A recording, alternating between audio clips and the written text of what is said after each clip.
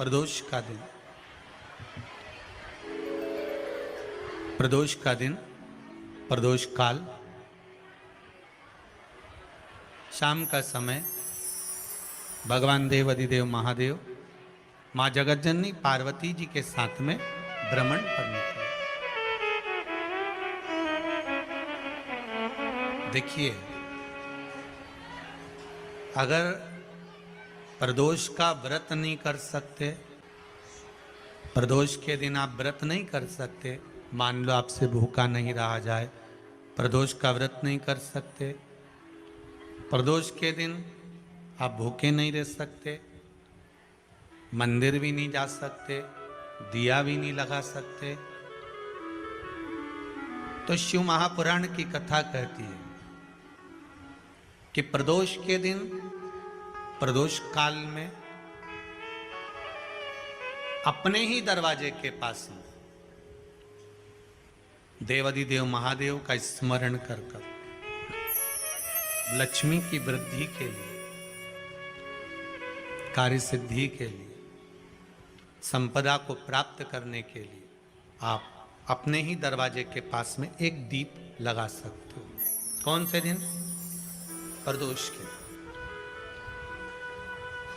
एक बात और अच्छे से समझ लीजिए, जो बच्चे चिड़चिड़े होते हैं, चाहे घर में बेटे हों, बहुएं हों, सास हो, ससुर हो, परिवार में छोटे छोटे बच्चे हों, चिड़चिड़ प्रवृत्ति करते हों या चिड़चिड़ा स्वभाव हो, जरा जरा सी बात में क्रोध आ जाता हो, बोलने का भान नहीं रह पाता हो, शब्दों के बाण चलते हों, तो महाराज प्रदोष के दिन, प्रदोष काल में बेलपत्री के पेड़ के नीचे एक, जो पत्ता आपके पास में हो, पान का मिल जाए तो पान का, पीपल का मिल जाए तो पीपल का, बेलपत्र का मिल जाए तो बेलपत्र का, उस पत्ते पर मात्र थोड़ा सा शहद और 7 दाने चावल के रखकर घी का दिया लगा दो महाराज, और थोड़ा सा जल हाथ की अंजलि में लेकर भगवान देवाधिदेव महादेव का स्मरण कर कर कि इस बेलपत्री के वृक्ष के नीचे माता लक्ष्मी, पार्वती, सरस्वती विराजमान है। इसी बेलपत्री के पेड़ के नीचे मेरे देवाधिदेव महादेव का 12 ज्योतिर्लिंग का स्वरूप प्रकट है। उनका स्मरण कर कर जल चढ़ा दीजिए और उसका स्मरण कर लो जो चिड़चिड़ प्रवृत्ति करता हो, क्रोध करता हो, जिसको बोलने का भान नहीं होता हो, सम्मान नहीं देता हो, अपशब्द कहते हो, उनका स्मरण कर कर आप छोड़ेंगे। एकदम एक प्रदोष करेंगे, दूसरे प्रदोष तक तो आपको कोई दिक्कत ही नहीं। 2-3 प्रदोष कर कर देखिए, बाबा कृपा करें। बच्चों को पढ़ने का कह रहे हो, पढ़ने बैठो, पढ़ने बैठो, पढ़ने बैठो, पढ़ने बैठो, तो एक आध प्रयास बच्चों के लिए भी कर लिया करो कि भाई ठीक है, बच्चे लोग विद्या में प्रबल होंगे।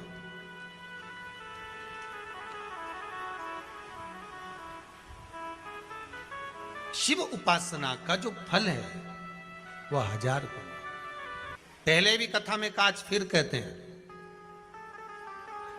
शिव मंदिर में जल बाद में चढ़ाना, शंकर के मंदिर में जाकर पंचामृत स्नान बाद में कराना, शंकर जी के मंदिर में जाकर पूजन बाद में करना, पहले थाली एक और रखकर शिव मंदिर में झाड़ू, पोछा या जो बेलपत्री, निर्माल्य जो भी रखा हो, उतरा हुआ सामान, उसको भरकर कहीं एक और जहां मंदिर वाले रखते हो वहां ले जाकर रख दो, झाड़ू पोछा एक बार जरूर।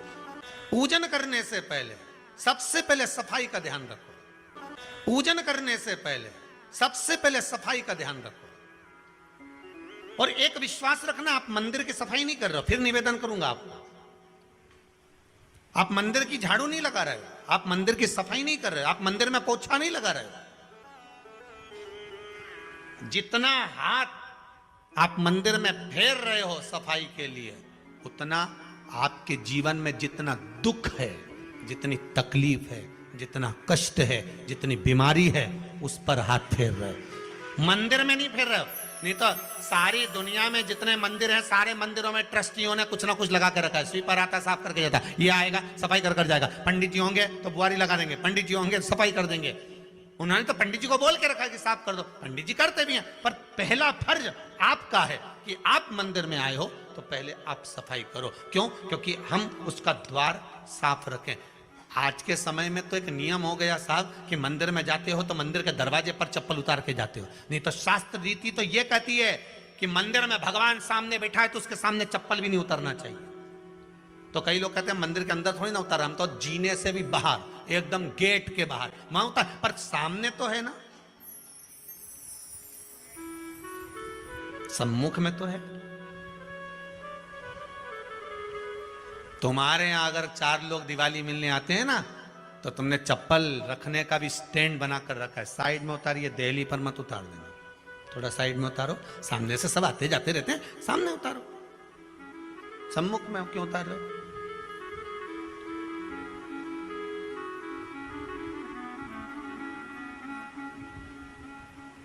थोड़ा द्वार पे से दूर उतारिए।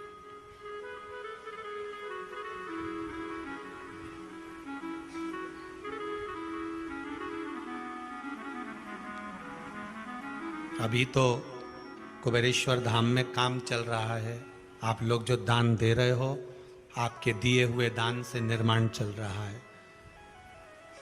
अभी तो आप पहनकर जूता चप्पल भी अंदर आ जाते हो, भले दूसरे मंदिरों में चप्पल पहनकर हमने देखा है, आधिकाधिक मंदिरों में, ब्रजभूमि पर भी बहुत मंदिरों में लोग अंदर जूता पहनकर चले जाते हैं, पर जब तक बाबा नहीं बैठा तब तक तो आप पहनकर आ रहे हो। जिस दिन बाबा कुबेरेश्वर धाम में आकर बैठ गया उसके बाद वो दोनों गेट पर चप्पल बाहर ही रहेगी।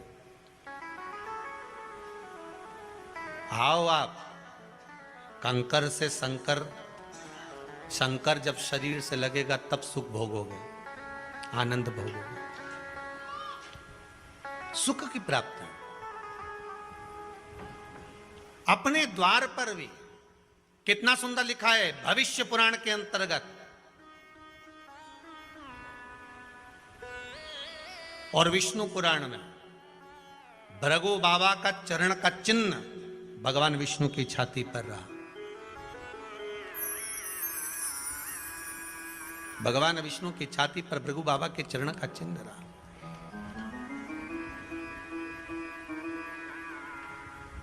चरण का चिन्ह। अब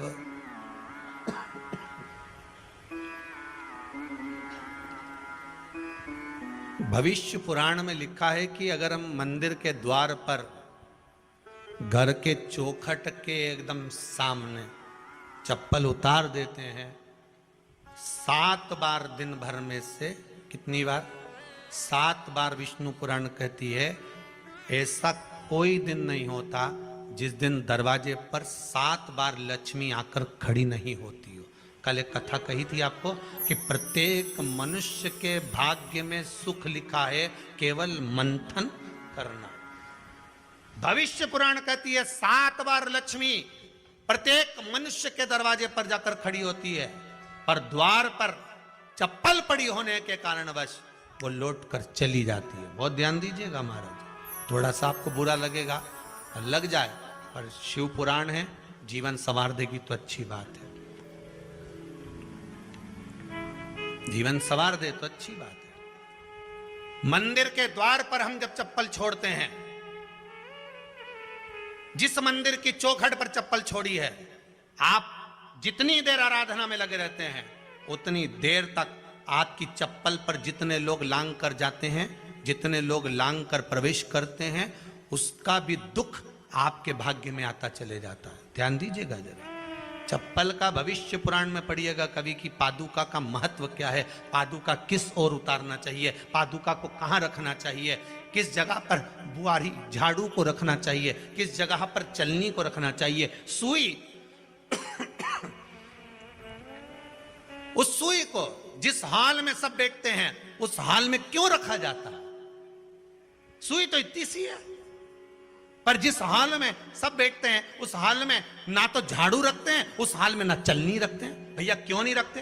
कारण क्या है कि जिस हाल में सब बैठकर बात करें, आवक जावक की बात हो, व्यापार की बात हो, लक्ष्मी की बात हो, प्रेम स्नेह की बात हो, आपस में बैठकर सब चर्चा कर रहे हो, अगर वहां छलनी होगी, झाड़ू होगी, तो बैठे बैठे बात करने में विवाद चालू हो जाएगा। 15-20 मिनट तुमने बहुत प्रेम की बात करी, अच्छे से बात करी, पति पत्नी बहुत प्रेम की बात कर रहे थे, मालूम पड़े बात करते करते से कब झगड़ा उत्पन्न हो जाए तो समझ में नहीं आया। हमारी बहू को क्या हो जाता है, बैठे बैठे बात करते करते झगड़ा कर देती है, जरा सी बात में झगड़ा चालू हो जाता है। कारण क्या है, जिस हाल में तुम बैठ रहे हो, जिस कमरे में तुम बैठ रहे हो, जिस हाल के अंदर सब बैठकर चर्चा करते, बात करते, चित्त करते, आपस में बैठकर सब लोग एक दूसरे के बातचीत करने बैठे हैं, आय व्यय देखने बैठे हैं, दुकान व्यापार की बात करने बैठे हैं, उस जगह पर भी झगड़े का क्रम कहां से आ गया, एक ना एक का मुंह क्यों फूल गया, कारण क्या था, कोई बात टेंशन क्यों आ रहा है, मतलब उस हाल में या तो चलनी रखी है या झाड़ू रखी है, भले तुमने सोफे के नीचे फंसा दियो, भले तुमने पीछे फंसा दियो, पर पड़ी जरूर है, रखी जरूर है,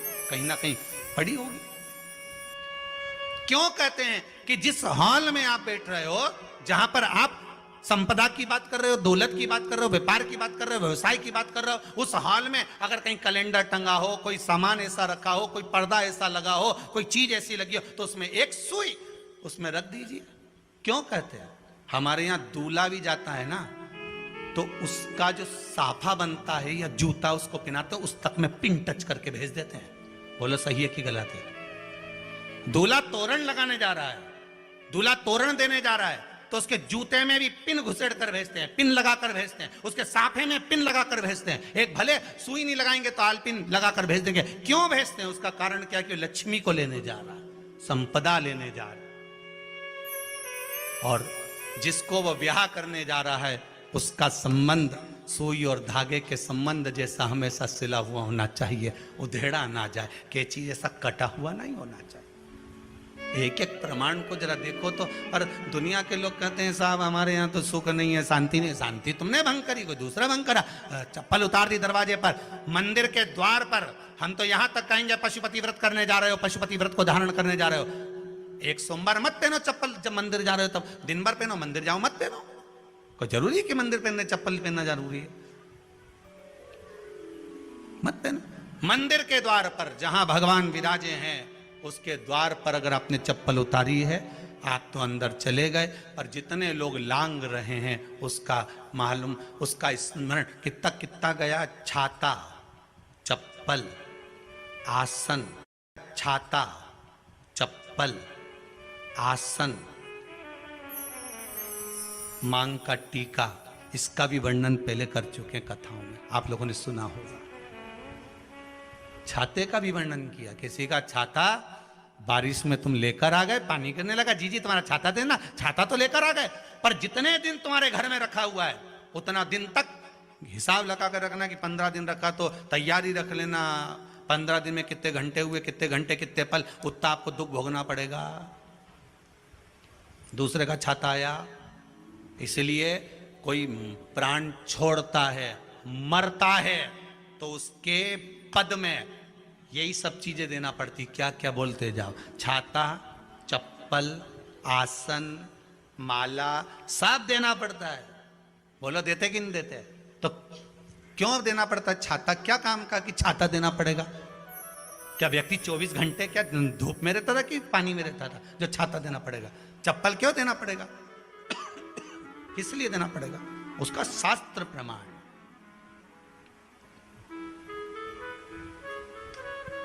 जरा सा राजा परीक्षित ने जरासंध के मुकुट को सिर पे पहन लिया था और बुद्धि बदल गई थी। समीक बाबा के गले में मरा हुआ सर्प डाल दिया था। सही है कि गलत है? केवल मांग का टीका अर्थात सिर पर मुकुट बदला और काम हो गया। बहुत ध्यान देना पड़ता है महाराज, बहुत ध्यान देना पड़ता है।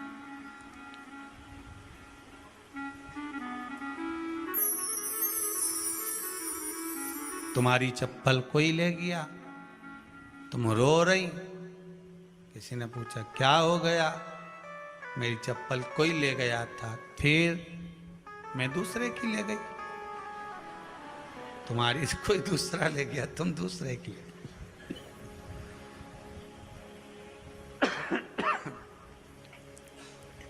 नहीं भाई,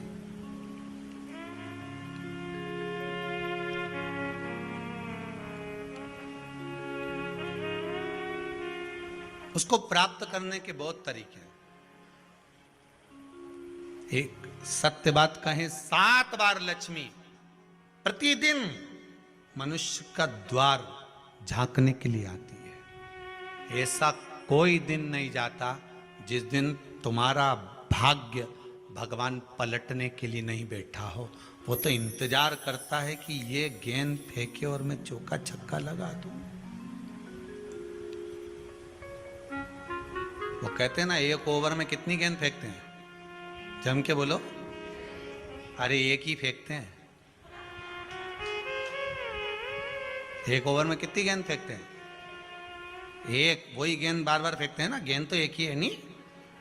वो तो बार बार गिना या तो 6 बार गिना, तो फेंकी तो एक ही है कि बदल बदल के फेंक दी, पीली नीली हरी गुलाबी? नहीं, एक ही है।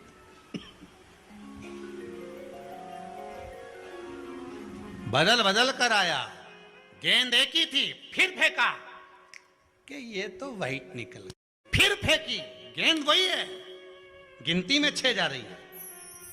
1 साल निकल गया, 1 दिन निकल गया, फिर गेंद फेंकी। अरे साहब, एक भी रन नहीं बना। फिर फेंकी, अभी भी नहीं बना। फिर फेंकी तो क्या बाउंड्री तक तो पहुंच गई है। अब की बार जो फेंकी तो क्या ऊपर से निकल गई, सीधे 6 पे पहुंच गई। भगवान भी ये कहता है, एक ही गेंद है, 6 बार फेंकी है। शास्त्र कहता है 7 बार दरवाजे पर लक्ष्मी आती है, मौका देखती है कि कब मौका मिले मैं इसके घर में प्रवेश कर जाऊं। पर कभी कभी ये निंदा करती दिखती है, कभी बहू की चुगली करती दिखती है, कभी टीवी में मन लगाए दिखती है, कभी सुई धागा लेके बैठी मिलती है, कभी झाड़ू लगाती फिरती है, कभी दरवाजे पे चप्पल खुली मिल जाती है, कभी कुछ मिल जाता है। मैं बार बार आती हूँ, अब नहीं माने तो मैं कई करूं, मेरे को तो जाना पड़ेगा।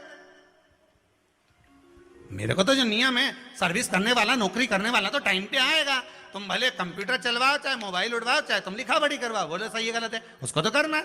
बोलो साहब क्या करना पड़ेगा? लग जाओ कंप्यूटर पे, लग जाओ, उठाओ मोबाइल, ये तो उसको तो करना है। वो तो टाइम पे पहुंच गया 9 बजे। लक्ष्मी जी भी टाइम पे आती है। आई दरवाजे पे क्या देखा उसने कि ऐसा ऐसा है। कई कई की तो आदत पड़ी, रोटी घर में बना हुआ सारा, दाल चावल सब्जी वब्जी जो बच गई, उठा के मैं दरवाजे के पास में रख के आ गई। लक्ष्मी जी सोचे बताओ, ऐसा तो पहले से रख, अंदर चली गई और ऐसा खिला दिया तो मैं तो नहीं जाऊं। लक्ष्मी जी वापिस चलती। कई लोगों की आदत, आटा छना हुआ, ऊपर की जो चापड़ थी, उन्होंने कहा गाय खा के चली जाएगी, ओटला पे पटक के आ गई। लक्ष्मी जी इतने में आई कि चापड़ तो यहाँ पटक के चली गई, मैं काय को जाऊं, छलनी में से जा उधर, नहीं जाऊं। कितना कितना कहा है महाराज।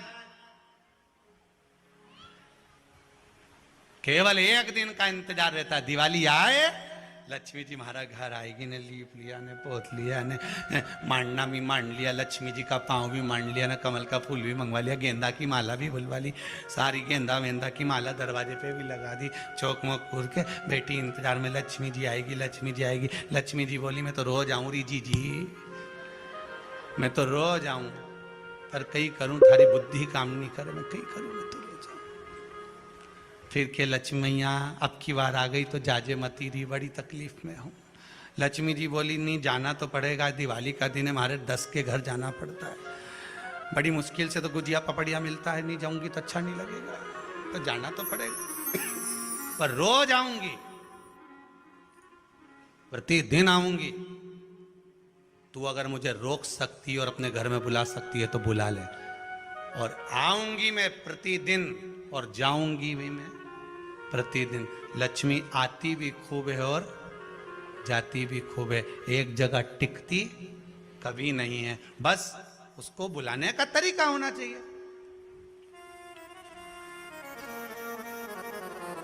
रोज भगवान चाहता है कि तेरा दिन फिर जाए।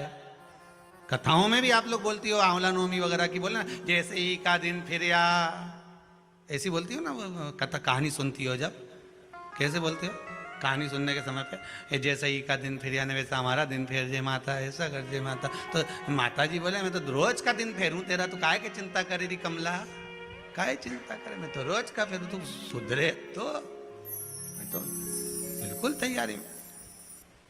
ब्राह्मण बेलपत्री को भर रहा था, बेलपत्री ब्राह्मण भर रहा था। पार्वती जी ने शिव जी से कह दिया इसके पास कुछ भी नहीं, आपका भगत है ये, आपका भगत है, इसके पास कुछ भी नहीं है, आप कृपा नहीं करोगे? शंकर भगवान बोले आज प्रदोष का दिन है, प्रदोष काल में ये मेरी सेवा में लगा है।